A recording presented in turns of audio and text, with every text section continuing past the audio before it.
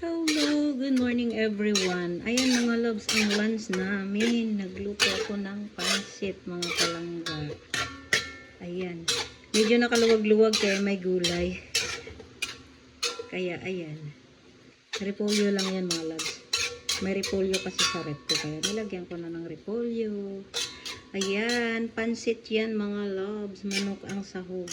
Saka repolyo. Ginisa ko lang yan sa sibuyas, bawang, mga loves. Lagyan ko lang ng paminta. Ayan, tsaka toyo. Diba? Ayan, manok ang sahog niyan mga loves. At tsaka pritong manok. Ayan, kasi nandito yung bunso ko umuwi. Kaya, may manok kami ngayon. Ay, pritong manok pala. Ayan mga loves. Nagpansit ako. Ayan, pritong manok yan mga loves. At saka pansit. Ayan. Thank you for watching everyone. Thank you.